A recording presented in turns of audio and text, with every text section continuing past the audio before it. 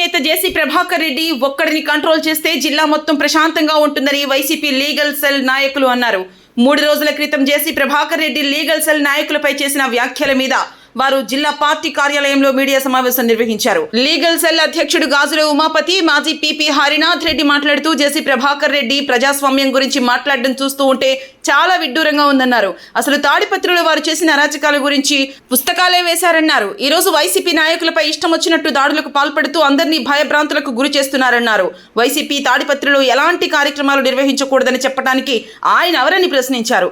తాడిపత్రిని ఆయనకు ఏమైనా రాసిచ్చారా అంటూ నిలదీశారు. న్యాయవాద వృత్తిలో ఉంటూ గౌరవప్రదంగా బ్రతుకుతున్న తమను ఇష్టానుసారంగా దూషిస్తున్నాడన్నారు. ఇంట్లో కుటుంబ సభ్యులను కూడా దూషించే స్థాయిలో ఆయన దిగజారాడన్నారు. లీగల్ సెల్లో పనిచేస్తున్న మా గురించి వాస్తవాలు తెలుసుకుని మాట్లాడితే బాగుంటుందన్నారు. జిల్లాలో ప్రతిరోజు ఆయన చేసే అరాచకాలకు చివరకు పోలీసులు కూడా ఇబ్బంది పడుతూ ఉన్నారన్నారు.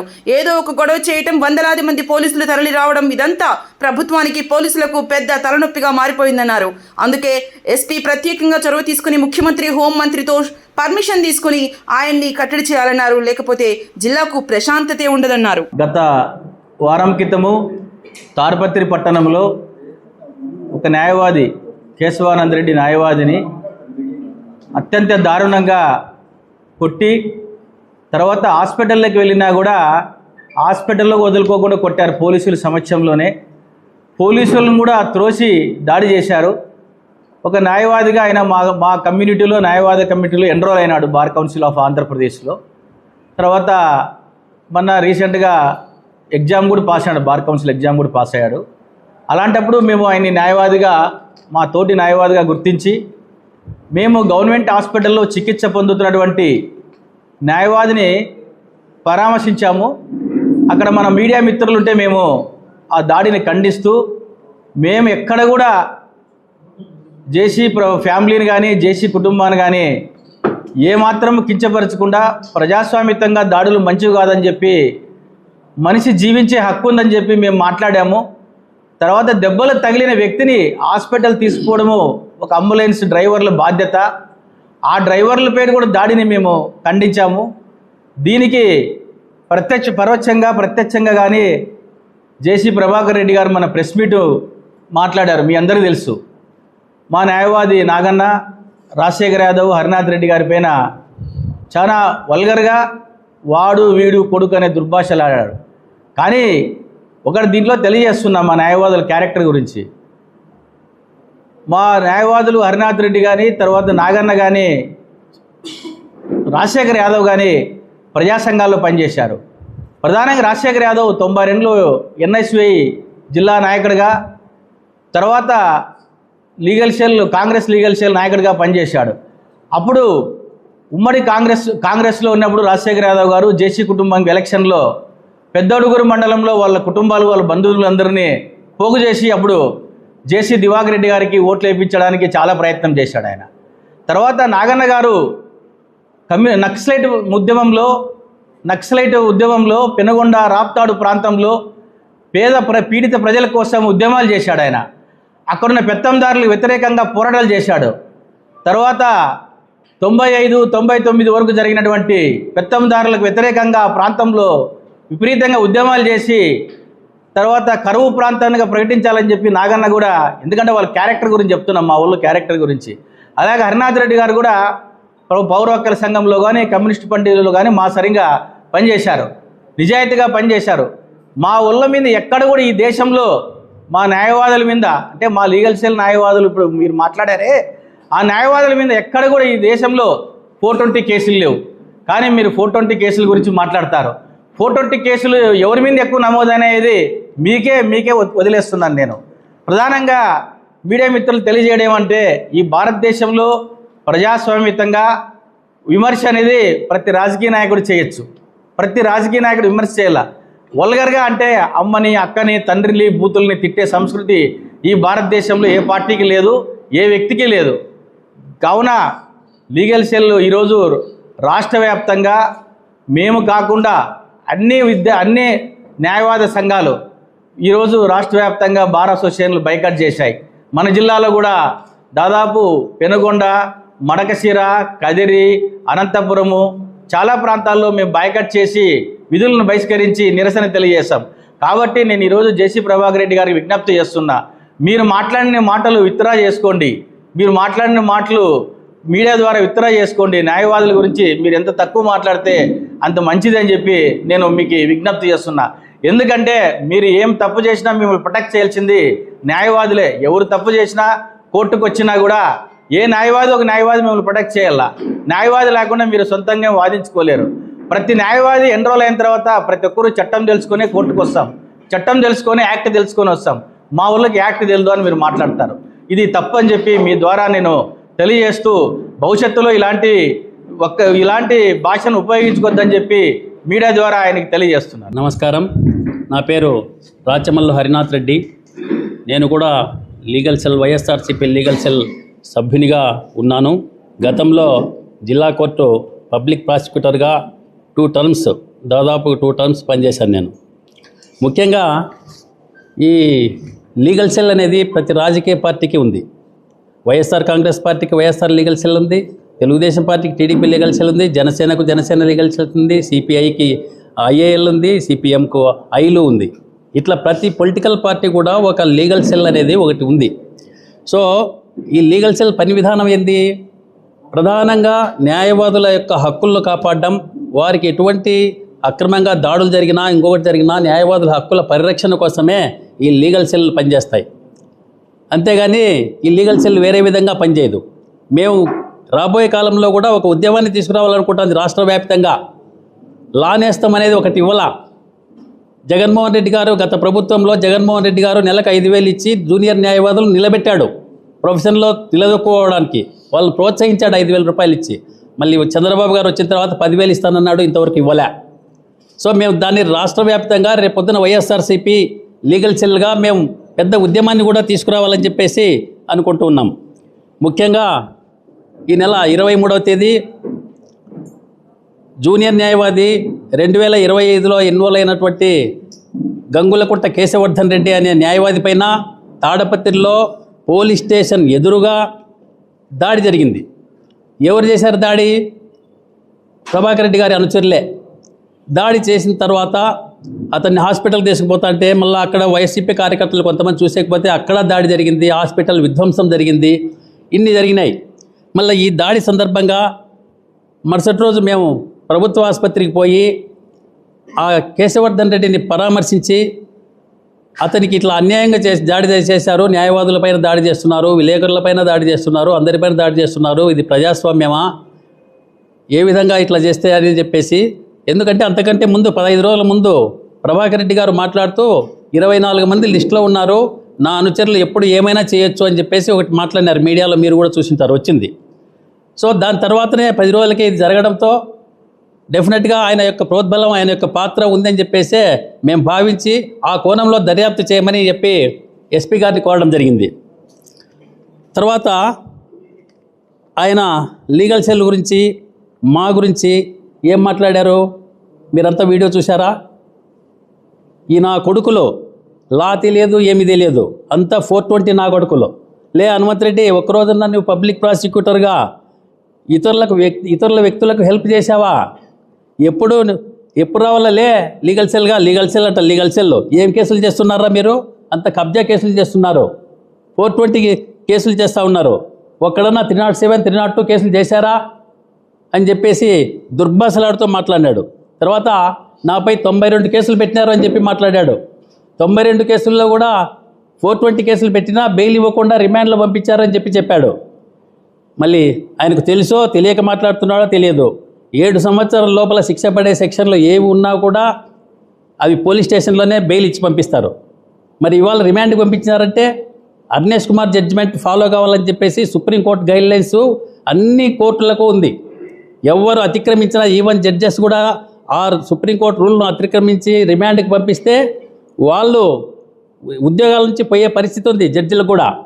మరి 7 సంవత్సరాల పైన ఉంటేనే కదా నిన్ను రిమాండ్కి పంపించిండేది.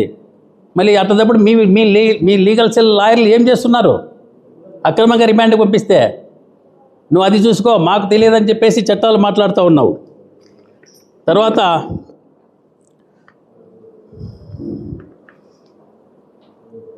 నేను పీపీగా దాదాపుగా 2 టర్మ్స్ పనిచేసిన.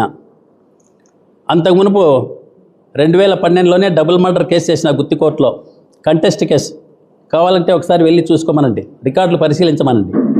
అన్ని భూ కబ్జా కేసులు అంటాడు, అదంతా కూడా పూర్తిగా అబద్ధం. మళ్ళీ ఎవరు ఇస్తున్నారో ఏమో ఆయనకి ఇన్ఫర్మేషన్. కానీ నా పేరు హనుమంత్ రెడ్డి అని చెప్పాడు, నా పేరు హరినాథ్ రెడ్డి, మా ఊరు వెంకటరెడ్డిపల్లి అని చెప్పాడు, మా ఊరు గుంతకల్ నియోజకవర్గం, గుంతకల్ మండలం, అమీన్పల్లి గ్రామం. అన్నీ కూడా అర్ధబద్ధం ఎవరో చెప్పడం, దాని గురించి ఆయన మాట్లాడడం, ఈ విధంగా జరుగుతూ ఉంది. తర్వాత నేను పీపీగా ఉన్న కాలంలో కూడా దాదాపుగా ఇంతకు మునుపు గతంలో ఏ పీపీ చేసినప్పటికీ కన్విక్షన్లు రానంతగా దాదాపు నా పీరియడ్లో విపరీతమైన కన్విక్షన్లు వచ్చాయి. జిల్లా చరిత్రలోనే జిల్లాలో సంచలనం కలిగించినటువంటి కేసుల్లో కూడా కన్విక్షన్ రావడం జరిగింది. మళ్ళీ తర్వాత ఆయన ఏదో మాట్లాడాడు, ప్రజాస్వామ్యం గురించి మాట్లాడతారా, మీకు తెలుసునా ప్రజాస్వామ్యం అని. మరి అదేవిధంగా నేను ఇప్పుడు మీకు ఒక వీడియో వినిపిస్తా. ప్రజాస్వామ్యం అనేది ఆయన నోట్లోనే ఏం చెప్పాడో.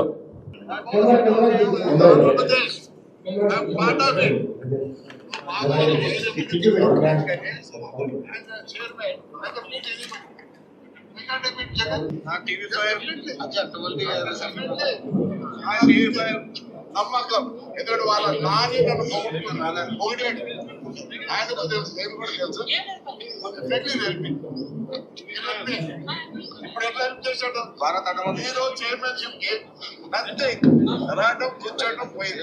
మనం నిజంగా అనుకుంటే ఉండే పరిస్థితుల్లో ఏ చైర్మన్ ఎవరు చేయొచ్చు. So hats off to Jagan.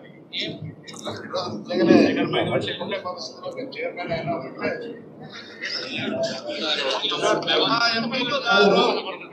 19/3/2021 తేదీన తాడిపత్రి మున్సిపల్ ఎన్నికల్లో జేసీ ప్రభాకర్ రెడ్డి గారు చైర్మన్ అయ్యారు. ఆ చైర్మన్ అయిన సందర్భంలో ఆయన మీడియాతో మాట్లాడుతూ, వైఎస్ఆర్ కాంగ్రెస్ పార్టీ వాళ్ళు నిజంగా అనుకుని ఉంటే నేను చైర్మన్ అయ్యేవాడిని కాను. ఇప్పుడు ఈ పరిస్థితుల్లో మేము చైర్మన్ అయ్యామంటే హ్యాట్స్ ఆఫ్ టు జగన్ అని చెప్పాడు. అంటే ఇవాళ హ్యాట్స్ ఆఫ్ టు జగన్ అని చెప్పావు నువ్వు. ఎందుకోసం? అదే ప్రజాస్వామ్యం అంటే. ఆయనకు ప్రజాస్వామ్యం అంటే ఏందో తెలియదు. ఇది ప్రజాస్వామ్యం నీ నోటి నుంచే చెప్పినావు. లేకుంటే మీరు ఉండింటే అధికారంలో అది స్వేచ్ఛగా జరిగేది కాదు. వేరే వాళ్ళని కిడ్నాప్ చేసి కానీ మీరు అధికారంలోకి వచ్చే పద్ధతుల్లో మీరు చేసేవాళ్ళు. మరి ఇవాళ ప్రజాస్వామ్యం అనేది ఎక్కడ? మమ్మల్ని తిట్టావు, ఇష్టానుసారంగా తిట్టావు. లాయర్లు అనుకోకుండా తిడతా ఉన్నావు.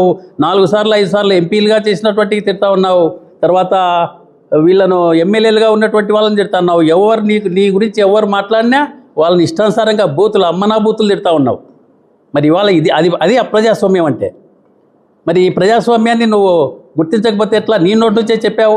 మరి ఇవాళ ఏం చేస్తున్నావు? తాడపత్రి నియోజకవర్గంలో రేపు సర్పంచ్ ఎన్నికల్లో, జెడ్పీటీసీ ఎన్నికల్లో, మున్సిపల్ ఎన్నికల్లో రిగ్గింగ్ చేయాలంటావు. ఎవరు క్యాండిడేట్లు ఉండకోకుండా చూడాలంటావు. రిగ్గింగులు చేయాలా, లేకపోతే ఏక దీంతో ఎన్నిక కావాలంటాడు. మరి ఇదంతా ఎంతవరకు న్యాయం? అదేవిధంగా నేను ప్రభాకర్ రెడ్డి గారికి ఒకటి విన్నవిస్తూ ఉన్నా. అప్పట్లో రాజులు మారువేషాల్లో పోయి అనుకునే వాళ్ళంట, పోయి విచారించుకునే వాళ్ళు ఎట్లా ఉంది మా పాలన అని. అట్లా నువ్వు మాట్లాడుతున్న తీరు, నువ్వు ఏం మాట్లాడుతున్నావు, న్యాయవాదులను కానీ ఇంకొకటి కానీ ఎట్లా మాట్లాడుతున్నావు అనే విషయంలో నీవు కూడా మారువేషంలో ఉన్నపో, లేకపోతే నీ అనుయాయులతోనన్నా విచారించు. ఏమనుకుంటున్నారు నిన్ను ప్రజలు కానీ పోలీసులు కానీ ఏమనుకుంటున్నారు? నీ వల్ల తాడిపత్రిలో న్యూసెన్స్ ప్రభుత్వానికి మొత్తం డబ్బంతా కూడా ఖర్చు అవుతుంది నీ నుంచి. నీ నోరు ఒకటి శుద్ధంగా చేసుకో, ఇవాళ విచారించుకో. నీ వల్ల నీ పార్టీ నష్టపోతూ ఉంది. నీవు మాట్లాడే భాష సరైందా లేదా అని చెప్పేసి మీ ఇంట్లో హోమ్ థియేటర్ ఉంది, మీ కుటుంబ సభ్యులతో ఒకసారి వీక్షించు. ఆ వీడియోని పెట్టి మీ కుటుంబ సభ్యులు ఏం చెప్తారో విను. మీ కుటుంబ సభ్యులన్నా కూడా అది మా నాన్న మాట్లాడే కరెక్టే అని మీ ఎమ్మెల్యే గారు, తర్వాత మీ శ్రీమతి గారు మా ఆయన కరెక్ట్గా మాట్లాడారు అని చెప్పితే నేను రేపటి నుంచే లా ప్రొఫెషన్కు రాను, వదిలేస్తా. అంత అసభ్యకరంగా ఇవాళ మాట్లాడుతూ ఉన్నావు. నువ్వు నీ తెలుగుదేశం పార్టీకే శత్రువు అయిపోయినావు, నీ కుటుంబ సభ్యులకు శత్రువు అయిపోయినావు. మరి ఇవాళ 1985 నుంచి 2019 వరకు తాడిపత్రిలో వీళ్ళు చెప్పిండేదే వేదం. 2019 వరకు దౌర్జన్యాలు చేసినారు, రకరకాలుగా దోపిడీలు చేసినారు, అన్నీ చేసినారు. ఎవరు ఏం మాట్లాడేకే లేదు. ప్రజాస్వామ్యం అంటే అప్రజాస్వామ్యం అది. సో ఆ పరిస్థితుల్లో 2019లో పెద్దారెడ్డి గారికి టికెట్ ఇవ్వడం జరిగింది. టికెట్ ఇస్తే ప్రజలు విపరీతంగా ఓట్లు వేసి వాళ్ళ కుటుంబానికి, జేసీ కుటుంబానికి వ్యతిరేకంగా ఈయన్ని గెలిపివ్వడం జరిగింది. మరి ఆ 2019లో వాళ్ళ కోట బద్దలైందనే దురుద్దేశంతో ఇంకా దాన్ని మనసులో పెట్టుకొని ఫ్రస్ట్రేషన్ మూడ్తో ఆయన ఇవాళ అందరిపైన ఇష్టం వచ్చినట్లు ఏదంటే అది మాట్లాడుతున్నారు, అమ్మనాభూతులు తిడుతున్నారు. నేను ఒక్కటే చెప్పదలుచుకున్నా, నువ్వు ఎంత తిట్టినా నీకు భయపడే వాళ్ళు ఎవరు లేరు, ఇంకా రెచ్చిపోతారు. రాష్ట్ర వ్యాపితంగా కూడా నీకు వ్యతిరేకంగా ఒక ఉద్యమాన్ని కూడా మేము తీసుకొని వస్తాం. తర్వాత మేము మా గురించి కూడా చెప్పుకోవాలా. మేము విద్యార్థి దశ నుండి కూడా ఏఎస్ఎఫ్లో జిల్లా కార్యదర్శిగా పనిచేశాను. అప్పుడే ఒక కేసులో కూడా మమ్మల్ని ముద్దాయిలుగా కూడా చేర్చడం జరిగింది, అంటే ఉద్యమ పోరాటంలో భాగంగా. మరి ఆ కేసులో కూడా మేము దాదాపు 78 రోజులు రిమాండ్కి కూడా పోయి వచ్చాం. తర్వాత పౌర హక్కుల సంఘంలో పనిచేసిన జిల్లా అధ్యక్షుడిగా దాదాపుగా 6 సంవత్సరాలు పనిచేశా. మేమంతా కూడా ఎప్పుడు కూడా పోలీస్ ఎన్కౌంటర్లు జరిగినా, లాకప్ డెత్లు జరిగినా, లేకపోతే మహిళలపైన దాడులు జరిగినా, ఎక్కడ ఏమి జరిగినా, సంఘటనలు జరిగినా మేమంతా పై నిజ నిర్ధారణ చేసి ఫ్యాక్ట్ ఫైండింగ్ చేసి పోలీసులకు వ్యతిరేకంగా, లేకపోతే దౌర్జన్యాలకు వ్యతిరేకంగా, గూండాలకు వ్యతిరేకంగా మా పోరాటాలు చేశాం. అది 1998లో పౌర హక్కుల సంఘం ఒక పుస్తకాన్ని కూడా ప్రచురించింది తాడపత్రిలో ఈ పాలెగాళ్ళ గురించి. అంటే ఒక తాడపత్రి ఒక్కటే కాదు, మొత్తం జిల్లాలో ఈ కరువు జిల్లాలో కొత్త పాలెగాళ్ళ అనే పుస్తకాన్ని తీసుకొచ్చింది. పౌర హక్కుల సంఘం దాదాపు 4 సంవత్సరాల పాటు అధ్యయనం చేసి 1998లో ఈ పుస్తకాన్ని తీసుకొచ్చింది. దీంట్లో జేసీ గారి కుటుంబ చరిత్ర కూడా ఉంది. జేసీ గారికి ఈ పుస్తకాన్ని కూడా పంపిస్తా, ఆయన ఒకసారి చదువుకోమనండి, మీ చరిత్ర ఎలాంటి చరిత్ర ఉందో ఇక్కడ. ఇవాళ మమ్మల్ని నిజాయితీగా పనిచేసే వాళ్ళను, ఎటువంటి మచ్చ లేకుండా పనిచేసే వాళ్ళను నా గురించి అడగండి. ఎస్పీ గారిని అడగండి, ఇప్పుడున్న జగదీష్ గారిని అడగండి, అంతకుమునుపు ఉన్నటువంటి పక్కిరప్ప గారిని అడగండి. వాళ్ళు నాకు ఎన్నో సన్మానాలు చేశారు, కన్విక్షన్లు వచ్చినందుకు ప్రశంసా పత్రాలు ఇచ్చారు. మరి ఇంత చరిత్ర కలిగినటువంటి మమ్మల్ని ఉద్దేశించి నువ్వు 420 నా కొడుకులు, అట్లా నా కొడుకులు, ఇట్లా నా కొడుకులు అని చెప్పి మాట్లాడడం ఎంతవరకు సభ్యత మీకు, ఎంతవరకు సంస్కారం? దీన్ని బట్టే తెలుస్తుంది మీ సంస్కారం ఎంత. మీ వయసు వచ్చింది కానీ బుద్ధి పెరగలేదని చెప్పేసి ఇవాళ ప్రజలంతా కూడా అనుకుంటున్నారు. ఒకసారి ప్రజల్లోకి పోయి చూడు ఏమనుకుంటున్నారో నీ గురించి. అదేవిధంగా 2018లో అనుకుంటా దివాకర్ రెడ్డి గారు ఎంపీ, ఈయన ఎమ్మెల్యే. ఏం జరిగింది అక్కడ 2018లో? పోలీసుల పైన హమీద్ ఖాన్ అనే ఒక ఎస్ఐ పైన, కానిస్టేబుల్ల పైన మట్కాకి సంబంధించిన అరెస్టు చేసేకపోతే దాడి చేసి జీపును తగులబెట్టినారు. మళ్ళీ అవన్నీ ఎవరి ఆధ్వర్యంలో జరిగింది? ఈరోజు కూడా తాడపత్రిలో బయట కనపడే ప్రపంచం వేరు, లోపల తిరుగుతున్నటువంటి గంజాయి కానీ, ఇస్పెటాకులు కానీ, లేకపోతే ఈ మట్కాలు కానీ విపరీతంగా జరుగుతూ ఉంది. ఈయన ఒక గ్యాంగ్ను పెట్టుకున్నాడు, ఆ గ్యాంగ్కు ఒక వాట్సాప్ క్రియేట్ చేసినాడు. ఆ క్రియేట్ చేసి విపరీతంగా అందరినీ పిలిపించుకోవడము, రాళ్లతో దాడి చేయించడము, ఇట్లాంటి చర్యలకు పాల్పడుతున్నాడు తప్ప అక్కడ ప్రజాస్వామ్యం అనేదే లేదు. కాబట్టి నీవు ఎమ్మెల్యే కాదు. నేను ఒకటే ఎస్పీ గారికి కూడా విజ్ఞప్తి చేస్తా ఉన్నా, ఆయన ఏమి ఎమ్మెల్యే కాదు, ప్రభాకర్ రెడ్డి ఎంపీ కాదు, ఏమీ కాదు, ఒక రాజ్యాంగేతర శక్తి. ఆయన్ను కంట్రోల్ చేస్తే మొత్తం జిల్లాలో లా అండ్ ఆర్డర్ ప్రాబ్లం అనేది రాదు. చాలా జిల్లాలో ప్రజలు శాంతియుతంగా ఉంటారు. ప్రధానంగా తాడిపత్రి పట్టణంలో ప్రజలు శాంతియుతంగా నివసించాలి అంటే ఆయన నోరు కంట్రోల్ చేయమని చెప్పి ఎస్పీ గారిని అడుగుతా ఉన్నా. మీరు కంట్రోల్ చేస్తే ఇవాళ ప్రభుత్వ ఆదాయానికి కూడా మీరు నిలువరించినట్లు అవుతుంది. ఇవాళ ఎంత ఖర్చు అవుతుందండి? బెటాలియన్ రావాలా, ఆయన ఒక స్టేట్మెంట్ ఇస్తే వచ్చి పోలీసులు వచ్చి కాసుకోవాలా, 2 రోజులు 3 రోజులు ఆడ లా అండ్ ఆర్డర్ సిచ్యువేషన్. ఎందుకు ఈ పరిస్థితి వస్తుంది? చంద్రబాబు నాయుడు గారిని కూడా ఆలోచించమంటారా? ఇవాళ ప్రభాకర్ రెడ్డి గారు మాట్లాడే మాటలకు ఏ ఒక్క తెలుగుదేశం పార్టీ నాయకుడు కూడా సపోర్ట్ చేయడంలే. ఎందుకు చేయడం లేదు? ఈయన మాట్లాడే విధానం అట్లా ఉంది. కాబట్టి నేను జేసీ ప్రభాకర్ రెడ్డి గారికి కూడా విజ్ఞప్తి చేస్తా ఉన్నా, మేమేం నీకు శత్రువులు కాదు, నీవు కూడా ఆలోచించు, ప్రజాస్వామ్యాన్ని కాపాడు. అక్కడ స్వేచ్ఛగా ప్రతి ఒక్కరూ రాజకీయ వ్యవహారాలు జరుపుకునేందుకు స్వేచ్ఛాయుత వాతావరణాన్ని కల్పించు. తర్వాత ఎస్పీ గారిని కూడా అదే విధంగా నేను రిక్వెస్ట్ చేస్తూ ఉన్నా, మీరు ఆయన నోరును ఒక్కటి కంట్రోల్ చేస్తే జిల్లా అంతా ప్రశాంతంగా ఉంటుంది సార్. మీరు ఆ దిశలో ఆలోచించండి. చంద్రబాబు నాయుడు గారితో మాట్లాడతారో, హోమ్ మినిస్టర్ గారితో మాట్లాడతారో మాకు తెలియదు. మీరు ఆయన నోరు ఒక్కటి మీరు కంట్రోల్ చేయాలని చెప్పేసి విజ్ఞప్తి చేస్తూ నాకు ఈ అవకాశాన్ని కల్పించినటువంటి మీడియా మిత్రులకు కూడా నమస్కారాలు తెలియజేస్తూ ఉన్నా. వైఎస్ఆర్ పార్టీ ఆఫీస్లో ఈ కార్యక్రమానికి వచ్చిన పాత్రికేయ మిత్రులందరికీ నా శుభాకాంక్షలు తెలియజేస్తూ, మేము గత వారం రోజుల కిందట ఒక న్యాయవాదిపై దాడి సంఘటన తెలిసిన తర్వాత ఒక న్యాయవాది దారిని తీయించడం వల్ల వైఎస్ఆర్ లీగల్ సెల్ తరఫున దాదాపు 10 మంది లాయర్లు పోయి పరామర్శించిన తర్వాత బయటకు వచ్చిన తర్వాత ఇక్కడ ప్రజాస్వామ్య తాడిపత్రి ఉందా లేదా అని చెప్పేసి ఒక మీడియా ద్వారా ప్రశ్నించడం జరిగింది. కానీ ఆయన మళ్ళా 2 రోజుల తర్వాత ఒక పత్రికా సమావేశం పెట్టి ఆయన కేసులు సంబంధించి డిస్ప్లే చేసుకొని ఆయనకి సంబంధించిన కేసులు ఎన్ని ఉన్నాయి, 90 ఉన్నాయా 100 ఉన్నాయా మాకు అనవసరం.